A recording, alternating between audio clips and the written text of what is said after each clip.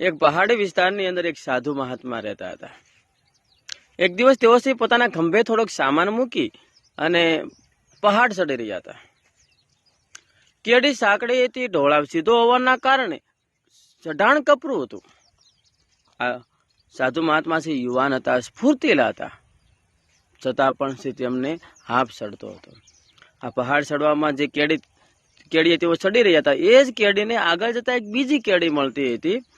આ કેડી પર એક 12 વર્ષની દીકરી તેના ખંભે 2 થી 3 વર્ષના ભાઈને બાંધીને સડસડાટથી પહાડ ચડી રહી હતી.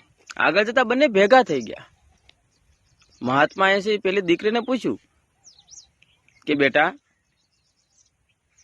તને થાક નથી લાગતો? તો કે ના, કેમ?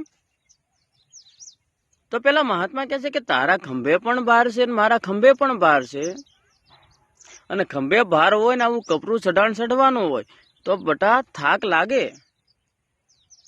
તો પેલી દીકરી હસીને જવાબ આપે છે કે મહાત્મા, તમે માથે ભાર ઉપાડ્યો છે, મેં ભાર નથી ઉપાડ્યો, મેં મારા ભાઈને ઉપાડ્યો છે.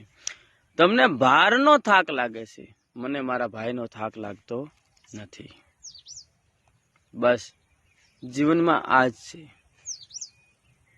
જ્યારે જિંદગીની અંદર તમે કોઈ પણ પ્રકારનું કામ કરો છો, એમાં તમને રસ હોય, એમાં તમને ભાવ જન્મે, ભાવનો ભાર ન હોય.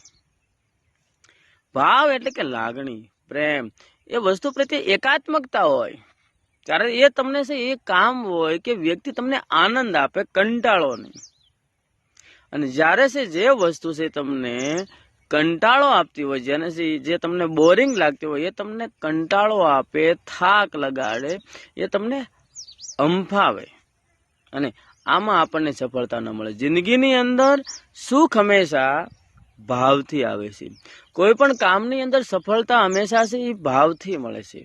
એટલે કોઈ પણ કામમાં કે વ્યક્તિમાં જ્યારે આપણને ભાવ જન્મે ને, ત્યારે એ વ્યક્તિ પ્રત્યે આપણને પ્રીતિ જન્મે છે, અને એના કારણે છે આપણે ખૂબ સારી રીતે એ કામ પણ કરી શકતા હોય છે, અને એ વ્યક્તિ સાથે છે એ સારા એવા સંબંધો પણ વિકસાવી શકતા હોય છે. માટે જીવનમાં જરૂરી છે ભાવ હોવો જરૂરી છે, સ્નેહ હોવો જરૂરી છે, એકાત્મકતા હોવી જરૂરી છે. જય સિયારામ.